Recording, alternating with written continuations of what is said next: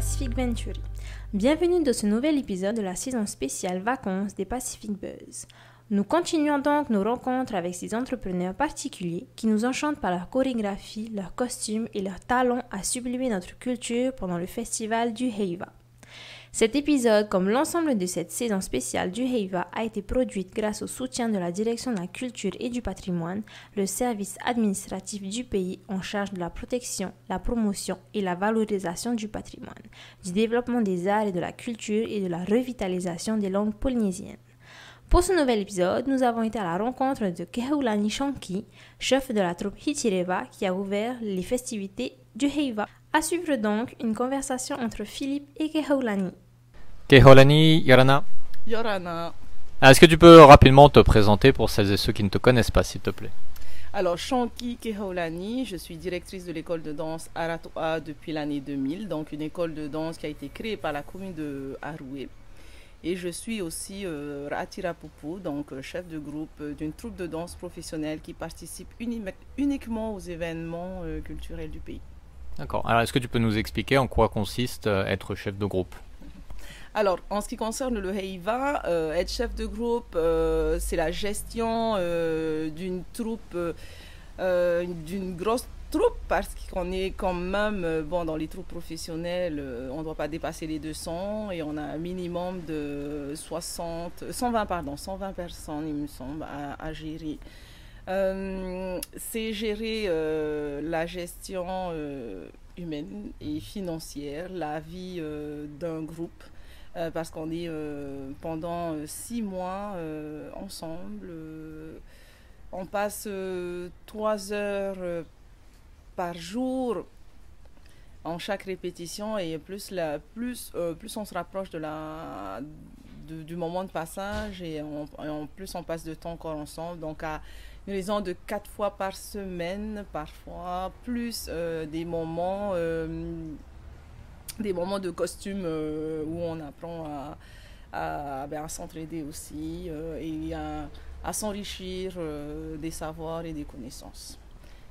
Ok, alors tu nous disais donc que tu es directrice de l'école de danse en plus. Est-ce que ce sont tes 2 seules activités ou tu as encore d'autres activités à côté Je pense que c'est 2 grosses activités que je ne pourrais pas gérer une 3e activité supplémentaire. Alors, il faut savoir aussi qu'avec la troupe de danse Hitireva, j'y participe tous les 2 ans. Donc, je me laisse quand même une année de répit pour pouvoir reprendre des forces et avoir une meilleure organisation aussi, ou m'améliorer tout simplement. J'ai l'école de danse qui tourne par contre à plein temps. Donc, l'école de danse me permet de vivre. De payer mes traites comme tout le monde, de me nourrir, de prendre soin de ma famille, de nous soigner. Et par contre, la troupe de danse est plus un moment de partage. Donc là, c'est réellement une passion et un investissement pour la culture.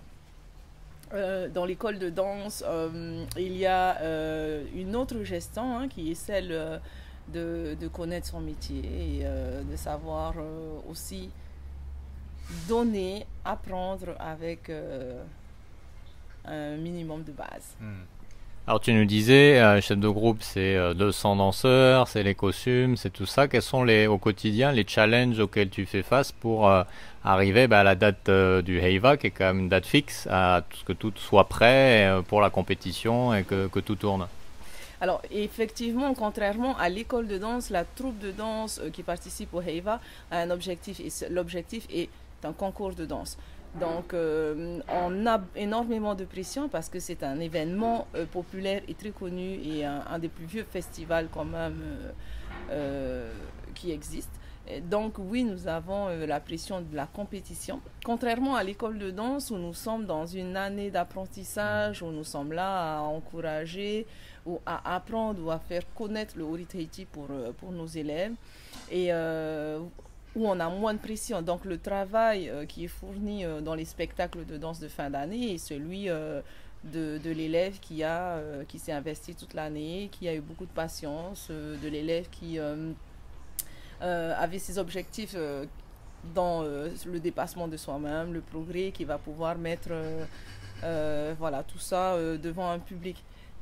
C'est vrai que la différence aussi entre la casquette de chef de groupe et celle d'école de danse, on distingue bien quand même que dans l'école de danse, nous sommes là pour apprendre et former et donner goût aussi à des élèves de tout âge.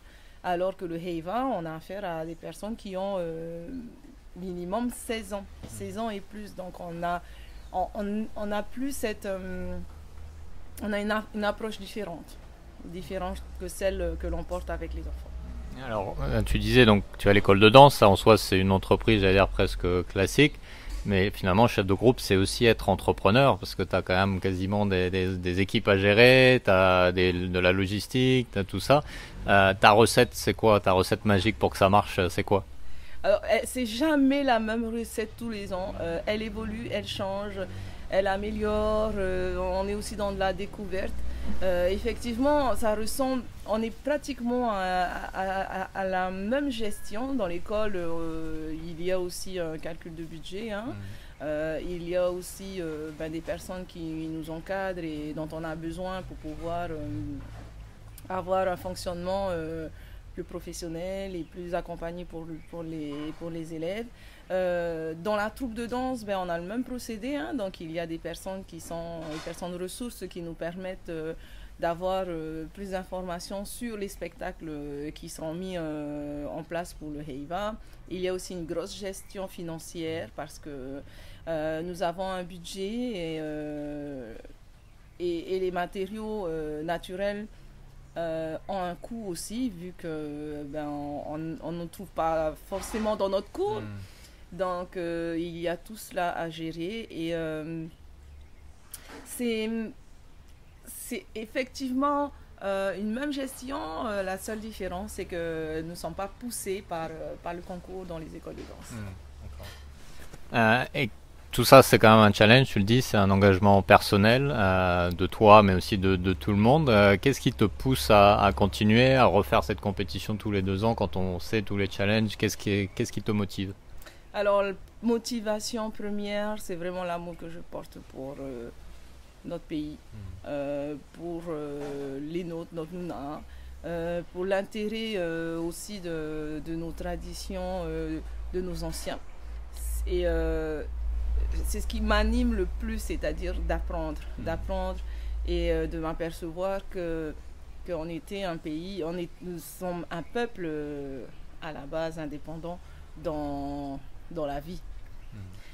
Et aussi c'est de penser à l'avenir, à changer aussi, à pouvoir aider à apporter un autre regard aussi sur ce confort que l'on a à travers toutes ces facilités et continuer à être des personnes, des bosseurs. Effectivement, il en faut du travail. Alors tu parlais de l'avenir justement, comment tu vois l'évolution du monde de la danse dans les années à venir? Alors dans les années à venir, j'espère que ce soit aussi beau que ce que j'ai vécu moi quand j'étais jeune. J'espère que nos enfants pourront apprécier toutes les senteurs des fleurs de notre pays, apprécier la fraîcheur de nos montagnes, la propreté de nos lagons, parce que réellement nous vivons dans un cadre exceptionnel. Et nous sommes vraiment chanceux. Et tu penses que la danse est un bon vecteur pour passer tous ces messages justement ici? Ah oui, complètement. Je suis convaincue et c'est bien pour ça que je suis rattachée à la danse. C'est parce que j'aime danser et j'ai découvert qu'à travers la danse, je pouvais contribuer au respect de tout ça. Ok. Keholani, merci beaucoup. Avec plaisir.